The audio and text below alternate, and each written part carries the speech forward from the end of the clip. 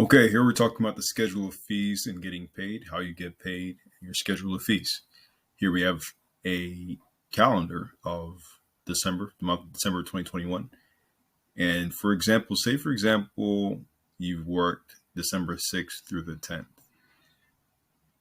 You'll get paid every Friday. Okay, so the way our system works is on Friday, the HR specialist would run your payroll for last Friday, the 3rd, through this Thursday, the 9th.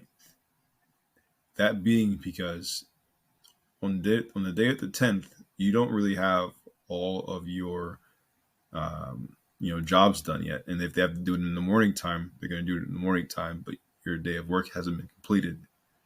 Once we run the payroll on the 10th, you'll automatically get it on that Saturday. So again, for the week prior, the check on the 10th covers last Friday through this Thursday, not that Friday. So on the 17th, you're getting paid for the 10th through the 16th, and so on and so forth. On the 24th, you're getting paid from the 17th through the 23rd. Schedule of fees and getting paid.